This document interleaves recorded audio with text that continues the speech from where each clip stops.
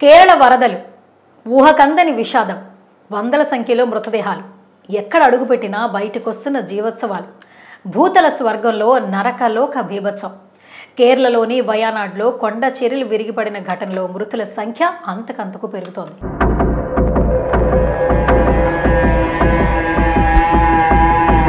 ఇప్పటి వరకు 143 మంది చనిపోయినట్లు కేరళ వైద్యారోగ్య శాఖ బుధవారం తెలిపింది.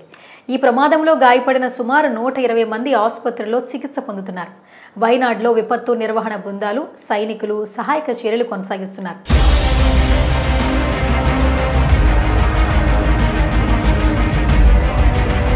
అయితే అధికారికంగా 143 సంఖ్య ప్రకటించిన వరదల సంఖ్యలో గ్రామ ప్రజలు గల్లంతు కలవరపెడుతోంది. భారీగా కొండ చర్యలు విరిగిన పడిన ఘటనలో ఆ మట్టి బురదలో అనేక మంది చిక్కుకున్నట్లు తెలుస్తోంది. మరోవైపు వరదల్లో గల్లంతైన వారి సంఖ్య కూడా భారీగానే ఉంది. సహాయక చర్యలు కొనసాగుతున్నప్పటికీ మొత్తం మృతుల సంఖ్య భారీగా ఉంటుందని అక్కడి స్థానికులు చెబుతున్నారు. తమకు టచ్లో లేని స్థానికులు వేల మంది దాకా ఉంటారని అంటున్నారు. వారిని గాలిస్తే కానీ అసలు విషాద తీవ్రత పూర్తిగా తెలిసేది లేదంటున్నారు.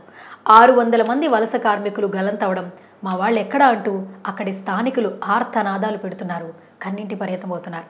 కేరళలో వయనాడ్ జిల్లా మొప్పడి, మండక్కల్, చూరాల్మాల, అట్టమల, నుల్పూజా గ్రామాల్లో మంగళవారాల్లో భారీ వర్షాలు బీభత్సం సృష్టించాయి. కొండ చర్యలు విరిగిపడి గ్రామాల ఆనవాళ్లు లేకుండా పోయాయి. వందల ఇళ్లు నేలమట్టమయ్యాయి. వందల మంది బురద మట్టిలో కూరుకుపోయారు. మరోవైపు ఈ గ్రామాల్లో టీ కాఫీ తోటల్లో పనిచేసే 600 మంది వలస కూలీల ఆచూకు దొరకటం లేదు. సోమవారం అర్ధరాత్రి 2 గంటల సమయంలో గ్రామస్తులంతా నిద్రలో ఉండగా ఒక్కసారిగా కొండ చర్యలు విరిగిపడ్డాయి. దీంతో కొండ ప్రాంతం విధ్వంసమైంది. ఇవన్నీ నేలమట్టమయ్యాయి. అక్కడ ఉన్న ఇళ్లన్నీ నేలమట్టమయ్యాయి. బురద మట్టిలో కూరుకుపోయిన గ్రామస్తులు ఆ మట్టిలోనే కలిసిపోయారు. తొలుత మండక్కై ప్రాంతంలో కొండ చర్యలు విరిగిపడ్డాయి. సమాచారం అందుకున్న సహాయక సిబ్బంది వెంటనే అక్కడకు వెళ్లి సహాయక చర్యలు చేపట్టారు. కొంతమంది బాధితులను సమీపంలోని చూరాల్మలలోని వెల్లారిమల పాఠశాల వద్ద ఏర్పాటు చేసిన సహాయక శిబిరాన్ని పంపించారు.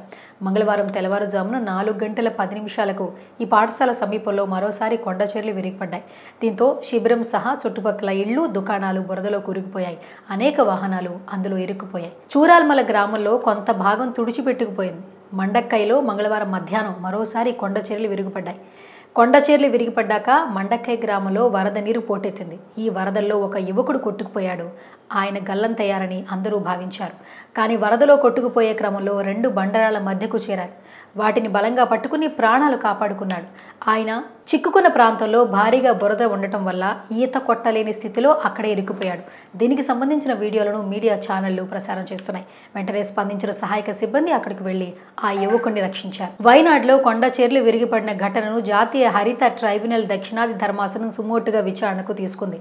జ్యుడిషియల్ సభ్యురాలు పుష్ప సత్యనారాయణ, నిపుణుల సభ్యుడు సత్యగోపాల్ ధర్మాసనం మంగళవారం కేరళ ప్రమాద ఘటనపై ఆవేదన వ్యక్తం చేశారు. దీనిని సుమోటుగా విచారించనున్నట్లు తెలిపింది. త్వరలో ఈ కేసుల జాబితాలో చేర్చాలని రిజిస్ట్రార్ ఆదేశించారు. ఈ ఘటన పట్ల అప్రమత్తమైన శాస్త్రవేత్తలు భవిష్యత్ ప్రమాదాలు నివారించే దిశగా అడుగులు వేస్తున్నారు. కేరళలో కొండ చర్యలు విరిగిపడే ప్రమాదాన్ని ముందే పసిగట్టి హెచ్చరించే వ్యవస్థను తక్షణం ఏర్పాటు చేయాలని శాస్త్రవేత్తలు, నిపుణులు మంగళవారం సూచించారు. వాతావరణ సంస్థలు భారీ వర్షాలను అంచనా వేస్తున్నప్పటికీ కొండ చర్యలు విరిగిపడే అవకాశాలను ఖచ్చితంగా గుర్తించలేకపోతున్నారని కేంద్ర భూ విజ్ఞాన శాఖ మాజీ కార్యదర్శి మాధవన్ రాజీవన్ ఆవేదన వ్యక్తం చేశారు. విపరీతమైన వర్షాలు అన్ని సందర్భాల్లో కొండ చర్యలు విరిగిపడేందుకు హేతువు కాదు. ఆ ప్రమాదాన్ని గుర్తించేందుకు ప్రత్యేక వ్యవస్థ అవసరం. అయితే ఇది అనుకున్నంత సులువు కాదు అని పేర్కొన్నారు.